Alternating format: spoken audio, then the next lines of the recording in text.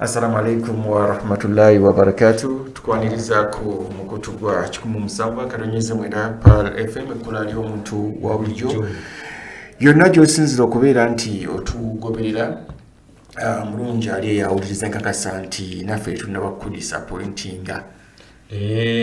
Tukutte bulungi. Weewaawo. Ensonga tuzikwasizza buvunanyizibwa.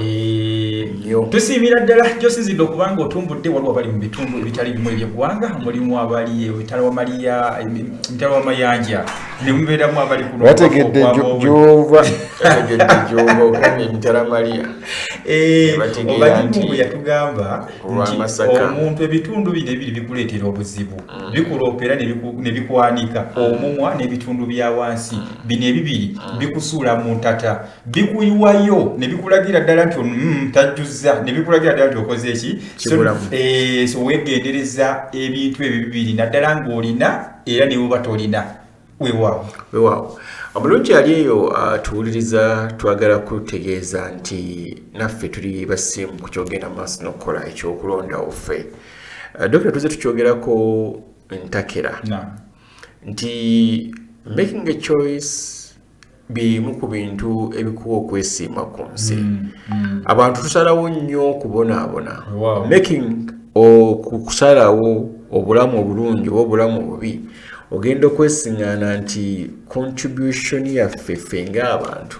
eba y'amaanyi nnyo mu making choices. Embeera mw'oli ogivunaanyizibwako 10 ku kinnaakyo. Ndi naye okuba kulondawo omuntu gw'ogenda tambula naye tugeze mu bufumbo. Isi gwagamba nti ono kamuleke bano kambaleke kaŋŋende n'ono. Naye abaffe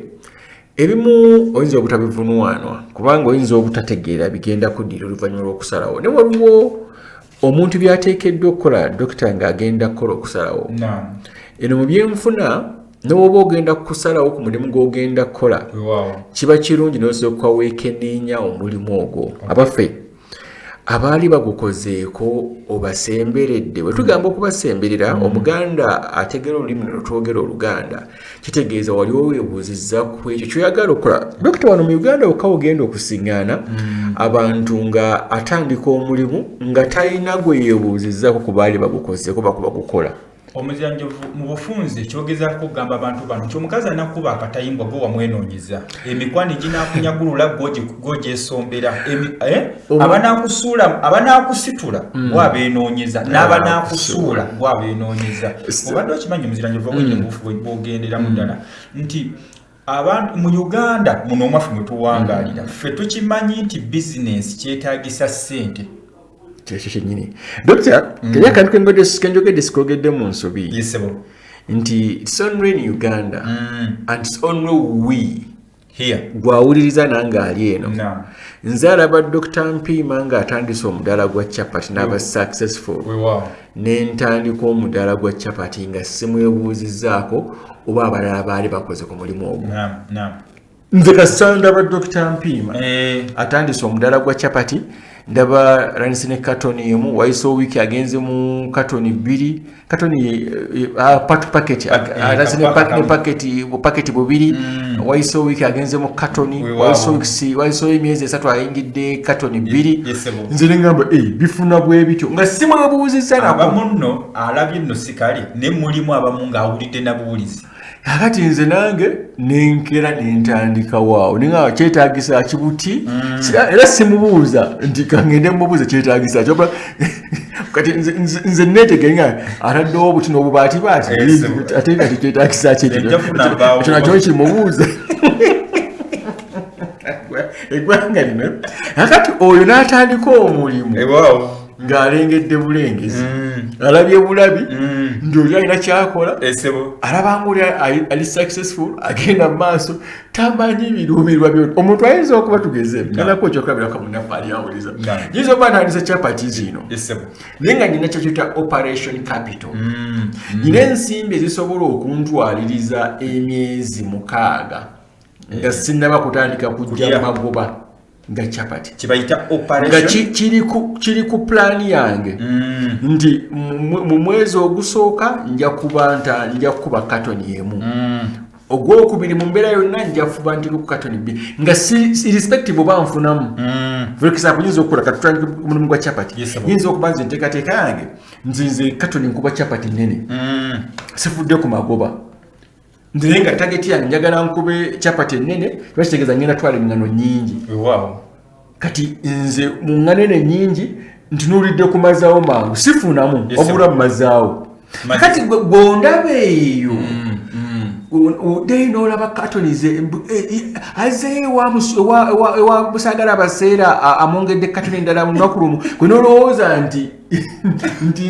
mazaawo bumaza nti ntunda nnyo ogenda kutomera tobuuzizza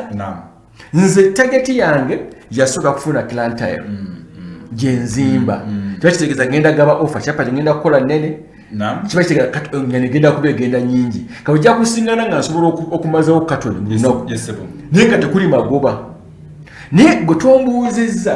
kyabaffe gowuzizo birubirwa oli mukubala bwendi mukukuba gobala era noga kati akafunyeko bwesti bangamba oli gulya kati nobeera mu bangamba tofunye mukisa kwebuuza watandise ne mulimu ng'ogwa chapati kubanga mwangu era abamu tugwa nnyo mu ntata emirimu gino gye tulowooza nti myangu kyekimu ne ku bodaboda n'emirimu egisigaliddewo tukugamba nti nga tonayingirira kintu kyonna kikola newoba okiraba bulungi akikola mulimu omanyi mu business kye tugamba nti ekiri visible nekiri invisible ogezi n'okona akantu akanyumidde nnyo n'ogamba bwe tuba tukola ffe abali mu production oba kiyita production trials ndowooza ne ku mayimbo g'ebyempuliziganya getugamba nti coming soon naye obudde bukali ku coming soon era netujja kye tuyita signal test tenatandika kugula nika tuli ku signal test omuntu alibadde yebuuza buli kimu kiwedde obudde bwe bamala guno emyezi 2-3 nga bali mu signal test kiki webale nnyo so abantu abasinga ffe tutandika ne endowooza nti teekawo kolerawo lwakibiganye kanjite omanyi nti tebalina kyetuyita maturity period mu business woje tugamba nti obudde buno emyezi 6 sigenda kutunuulira business giri ambale lino teeka ndi sigenda tunu oba okola hoteli oba kampani ya soda oba kampani ya media house oba ki tulina kye tuyita period eyo maturity period oba test ey'okusooka okwegezesa ogezi n'ogona kantu akanyumidde nnyo naye nti mulimu omuntu atandika omulimu gwa chapati nga mikwano gye gyonna basiraamu kati ye fayo mulaba ali mu kukola naye ng'alina basappulayinga baawa bamusiri yagenda okujolede ng'alinawo mu akawunti y'abakirayati alinamu kyokka oguddewo ng'otunuulidde kye tuyita abrupt bano abagwa otegedde ababuukabuuka nga tugamba enseenene oli ateesewo pipa n'amataala alina engeri gy'ayolamu enseenene ate naawe ali mu kulonda emu olina engeri gy'okufuna mwene mujja bakufuna naye quantity esinga ate n'oluusi n'akatali gy'ogenda otwala kamatalinga gwe yaloze toyinza gandi kanvuga enseenene okuva e Masaka mpaka Kampala distance ya product gy'otwala kati ekoma kubanga n'obutono n'obungi bwa kikyokoze eki so tuleke kuwuddisibwa ni munange basiize kino mulabi akikoze buli gundi yansomedde munengera buli nange kantandike mutuukirire genda masomozera gyo ye muganda waffe ali yawuliriza ogenda mu nsi ezikuze egimu ku mirimu egiriwo baguyita omulimu gwa consultant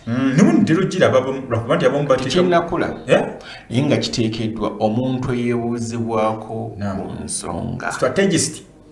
omuntu eyeebuuzibwako ku nsonga baconsultant si bano ebiseera ebisinga ogenda basiŋŋaana nti emirimu gino gyegibakola era consultant omulungi yoyo physically ng'ali agezezzaako ku mulimu guno n'agukola ate mwana wattu aba ali successful oyo atuulira ddala mu kifo ky'okubeera consultant era abantu wetukola n'okola nga gwasinga okuba bloke ennungi ku kyawo n'okikuba emyaka 2 nti bw'omala ng'amaanyi gakuwedde tusuubira nti ogenda tandikawo farm oba company eya consultancy mu kukuba amatafali oba mu kifo kituufu kubanga era ojja kwesiŋŋana nti consultant newankubadde olumu tuyinza obutabula myaka naye gwetaaga nnyo olw'okuba nti omuntu akoze ku kintu kirwamu amagezi ayinza okuba mu position entuufu okusinga omuntu omulala naye Uganda tugambye ezimu ku nsobi ezitwamanyiira ffe tetulowooza nti okwebuuza nsonga nedda era osiŋŋana bizinesi z'abantu bangi nga ssente zaffe zitokomose bizinesi zaffe tezicelebratinga birthday wakibayita anniversary teziweza mwaka celebrating a birthday tezisobola kuweza mwaka enzimu ku nsonga lwaki bizinesi zaffe teziweza mwaka tezisobola kumaking anniversary lwakubanga entandikwa yaazo ezimbiddwa kuffe abatamanyi bizinesi ezo kati twazaalibwa nga ffe tuli banyoomi newangobadde tutegeera kitono kubanga nekyo kinyini kyetukola kiba kiraga ntutegeera kitono naye twefuula abagezi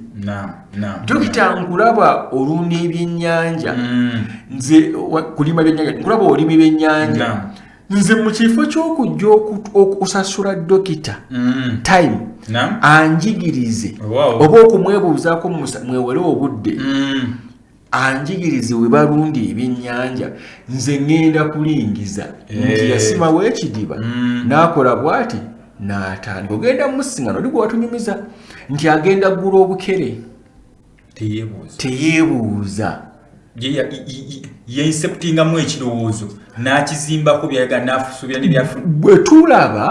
tulowooza tusobola okitegera era dokita n'okuwasa nno kakize wano mu nsonga edisosio tunagenda tetunanyuza wali business wali finance nti n'okuwasa nti dokita nze bwe ndabanga obufumbo bwa dokita butambula bulungi ndi muvubuka nange yawasiza kwemeka ndoza kwa 26 nange ninga mpezeze emeka nti bampa omukyala ngangwambala you understand nti sifunye budde kutuulako n'abantu bali mu kintu kino kubanga bwe babikubuulira oyina by'otagenda kusinkana era ogenda kwesiŋŋana ng'abantu abo bagenda kuzaala omwana omu obufumbo tekeziyitingane omwana oyo abonebone ate anoonya ate omuntu omulala obadde okimanyi omuziranjovu nti mulimu omuto ogwe baabuulirira ng'awangaaza obufumbo n'osanga omukulu ate alinga azaala omuto ono ng'obufumbo buganye si mubuulirire kwebuuza tetwogerako kino olunaku olwaleero muganda waffe awuliriza yatwala obudde n'atuula ne yeebuuza ne bamuteekamu lectures necessary know how kikolebwa kitya mu buli nsonga waliwo wano mukulu omu yagoba bamuleetera yasooka n'agenda n'abeegayira munguze emmotoka yali atunyumiza olugero wanene n'abagamba ne kati tuyinza bba waaki ne muleka natuwa discount ne mutuwa information necessary know how tuzizimbye tutya okusinga otusalirako naye mutuwa amagezi bannaffe kizimbiddwa kitya naye nga gwagenda kamuga nedda tugenda kuwa discount katusalireko ebitundu 6 ku kikyogula naye nga ye kyayagala tukizimbye tutya okusobola okuba nga tukyali dependent lwaki tunaabagulangako ebisigalidde wabula naffe okusobola okuba nga twewa ekifo wano we tuyimiridde era bwe yakitandika ndowooza tulimu ku mawanga mu Africa oba oliawo amatonotono agakola zino ndowooza baasi ez'amasannyalaze mbasoogedde bubi yes dokita ebimu ku ffe wenjogera ffe mba netegeeza nze nawawuliriza emu ku bintu bye twagaana oyingiza mu mutwe gwaffe nti biteekeddwa okukolebwa mu nkola eyo nyini ekolebwamu kwe services ng'ey'okuwa amagezi ffe tulowooza n'okulowooza nti ssente ezo batwala za bwereere yes tuteekawo wadde emisolo wali mujje tufune era oli alaba ddala nga tewali bwetaavu bwekyo tetwebuuza twakinyooma okuva eno gye kitandikira ne tukyeguza mu mutwe nti tulina okukinyooma naye nga tugenda kubonaabona gwe kasi okiwulira olw'okuba ekigambo kiba kimu nti bufumbo kigambo kimu noga nakitwa omala kingi natandika okulaba hardship ezimu nogamba ate kimala kwonooneka n'oyagala oddeyo otandike abaganda bakuno balina ebigambo bye basengekanga bagamba nti ekijja omanyi kinyaga bitono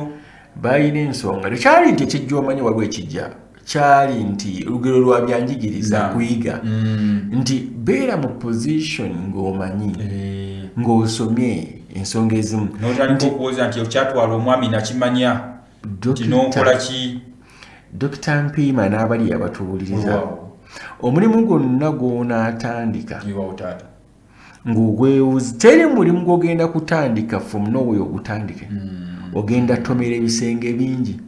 muzimu ki gwomanyi omwangu dokita gwenza oteeberezaamu ali awulira fumikiriza ogwo gw'olowooza nti mwangu gwenkola guno gwempangaliddemu gwe mwangu kati tukasagala ompe ansi eyo kubanga wo ansi eri mu tukalekeza kwa omwangu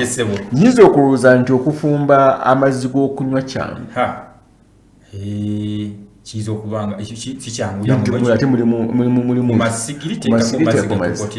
teka mpako teka amazzi g'okunywa ng'ekigendererwa mbottabuuka naye mulimu technicalities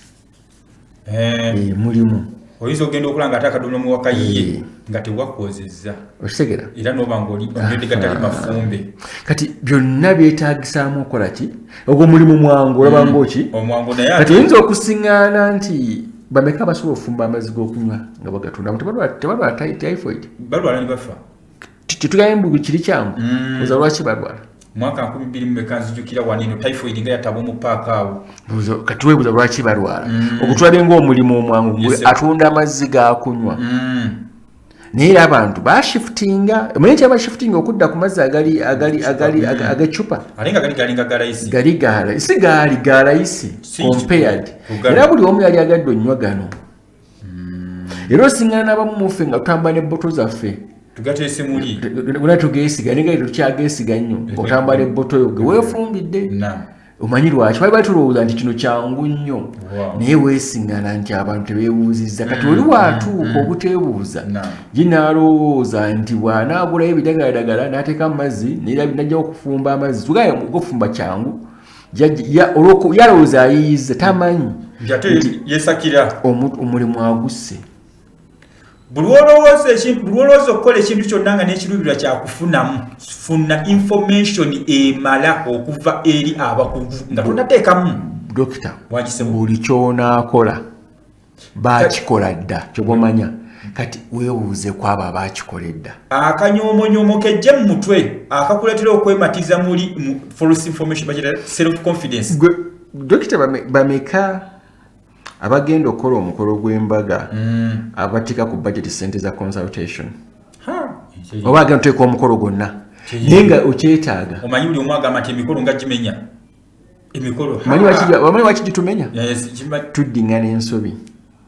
nze nalabye kyebakoze eri njagala kikola kati nkwala ne million 3 nenziwambu consultant kati weetaaga era kulina okubawo ku budget consultant oyinza okunyigiriza kubanga baba bakozi bannaffe balinaffe nti weebuuze ku ono ate ofcourse tubalina wano nakuga nedda kino kiba kigizeeko kiba kiti budget ya mmeka gy'olina kati namanya biki bye weetaaga mu budget eyo kubanga buli kimu kiketalingiddwa naye ojja genda okulaba nga mu budget gy'olina nnafu ate byoyagala bigendemu nga birwanagala n'endabika y'ekyo kikyoyagala sente zina n'okuba zimala weebali naye ng'okyasitwaye okyebonyaabonya kubanga kyoli mu kuyingirira okukola mu ndaba yakyo laba kyangu ne technicalities technical know-how you are lacking a position ezo nga weetaaga bwetaazi muntu ayina bukugu butyo banaffe abakolera ebweru eyo naboogerako wanera nti nanyo baweerako ekyokulabirako bangi era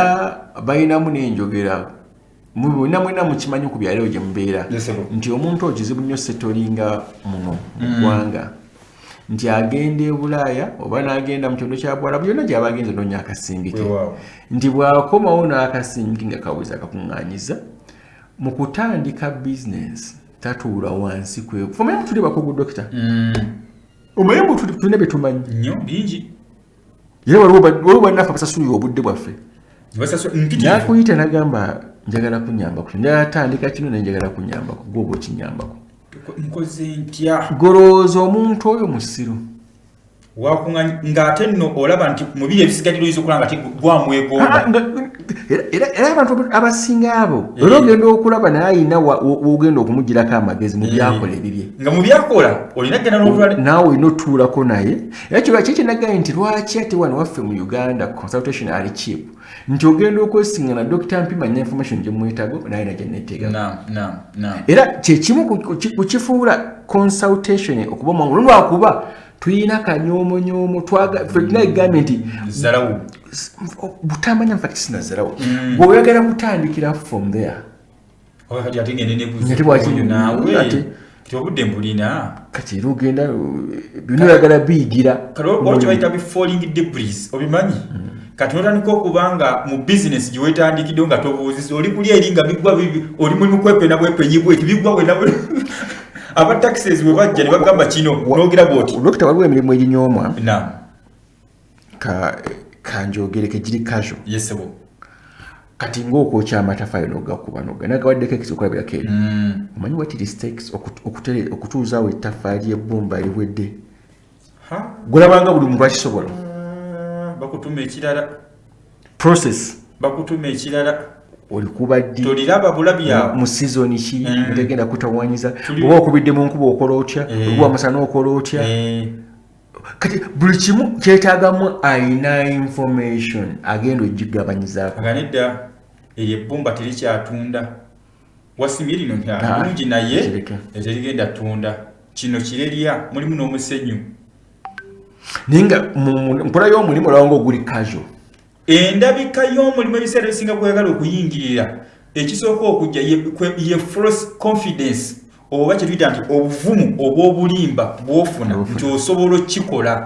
kati gwenyiza okugirya amaanyi go n'ogakuba ku ttaka n'okoowa tukusanga ku mulimu mulala sonyi gy'okoma okiraba nti kyangu funa information ennungi okuva eri omuntu omulungi awangadde mu mulimu ogwo okusobola okwewala ensobi ennene ezigenda okufiiriza ebyensoso omanyi omuzira kyetwogerako olwaliro nti yensonga lwaki abasinga obungi tukoze obwenzi ku mirimu kizibu kyakusanga muntu wa myaka 30 nga yakakola emirimu egitaka wansi wa 10 naye nga bw'omubuuza ogwasooka agenda okukuwanga kiddayo wano teyafuna kwebuuza nikaakati ne gwakola teyeebuuza era nagwo guli mu lusuubo tumanyi oba gunaaweza anniversary lakire ne gubanga ogukwatakwata ate ne gutambula era n'addamu n'agwa kubanga teyamanya okutegeera season okutegeera raw material okutegeera supply okutegeera challenge ezijja mu competition okutegeera competitor mulimu omuntu akola omulimu nga tamanyi naba competitor kiki bazzaako tamanyi nti nze nsetinga oba ngoberera tamanyi ndi ku offensive oba ndi ku defensive dokita wano mu ggwanga lino yesebo bwe mbaako ne gwe mpita role model oba mu Luganda gwe bayita batya gwendabirako gwe neegomba nga sinatandika kino nze njagala kunkuba kifaananyi naye njatuuka wali nkwokyabulabirako wano mu Uganda bwe mbaako ne role model nti oyo in fact bw'osiŋŋana ba role model baffe tugwamu amaanyi oyagala bugagga role model okazanyikize mwekonzi otujja gendawo olunaku olulala naye njagala kulaga nekijagala okujjayo kanziriremu kanyumidde nnyo wano mu ggwanga lyaffe buli munnayuganda alina omuntu gwe yeegomba naye tamwegombako biri kati nakufuna information kwebyo byamwe wabula amwegomba kwekubako naye biki kati role model oyo role model wange nze njagala kunkubako naye ekifaananyi kuba naye kyamisana mu nsi ezikuze n'abakozi abaagala okgenda mu maaso okubaako enkulaakulana role model wange nsoma bitabo bye n'abimukwatako n'okumulabako nemba simulabyeko nyinza okuba successful gw'omanyi lwaki obusiraamu buno weebuli tukkiriza ffenna nti abasiraamu role model waffe nabiyuna Muhammadi sallallahu alaihi wasallam twamulabako nedda twebyako naye ekifaananyi tutambulira mu buufu bwe byeyasomesa oli omulabyeko kakati ne kino kyangu nnyo kimbadde nkokyokulabirako nti bw'oba oyagala kuba mulimi wa ntangawuuza asinga ow'ennaanansi asinga omuwandiisi omulimu w'ennaanansi ali successful akatabo ke yawandiika akakubalagana ku nnima ye n'olugendo lwe n'eki nti bwe nkasoma ne nkanyweza bwe mpuliriza olugero lwe gye nvuddewo n'esimiisinga ngenda kwesiŋŋaana ng'omuntu oyo nja kutambulira mu buufu bwe naye naaba sifunye mukisa gwe n'ekifaananyi notwale tusinkanye nga wa generation zaayita nga ndi mu generation endala naye nga nsomye layini eyo oyo aba role model wange era ntuukiriza byatambula mbyakiririzamu nakati tulinawo okwebuuza okwo okwogoberera obuufu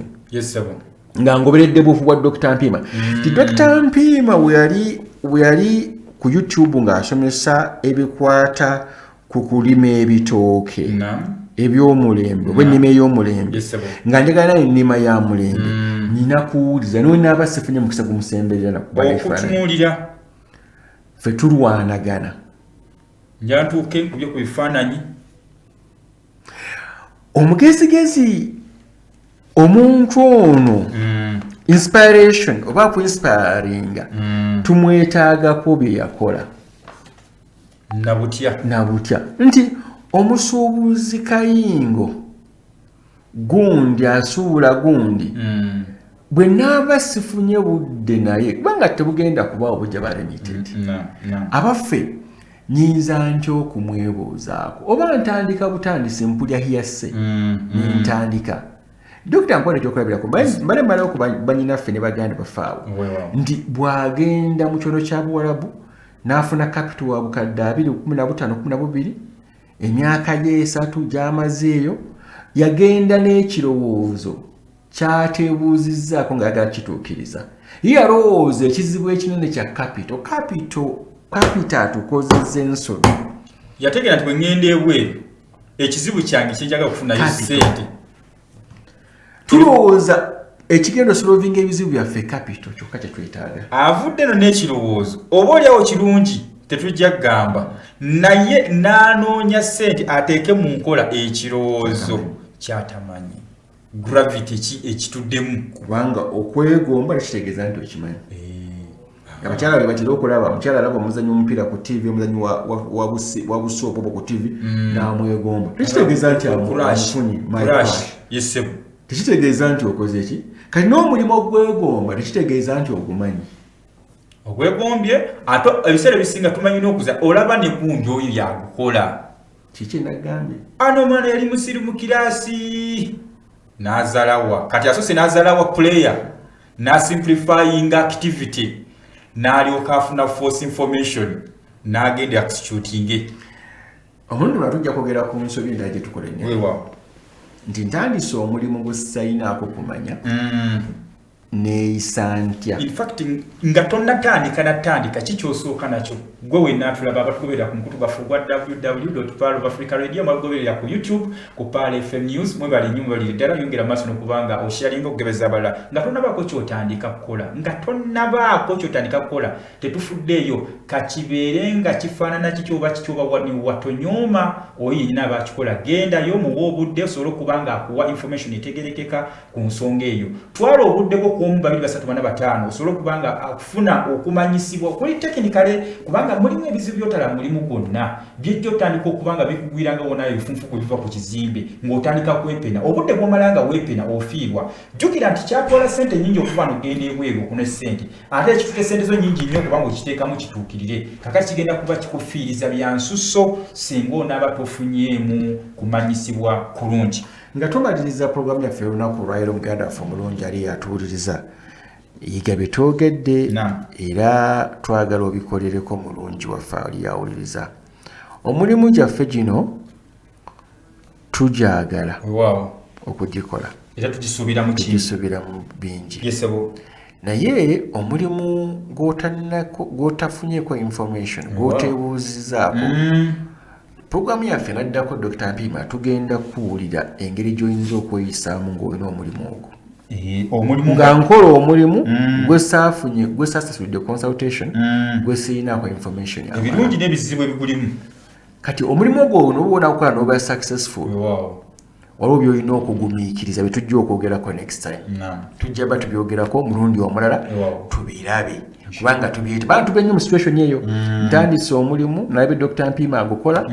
ogwo omulimu beera ready bino ebigenda okufeesinga obigumire bw'onaaba abigumire osobola okubeera successful bw'onaaba tobigumidde tugenda kubeera nga Mpima gwe yayogeddeko wano nti akoze emirimu 10 ng'ali myaka 25 ng'akakola emyaka 2 ali mu mirimu 10 mubeere bulungi mweraba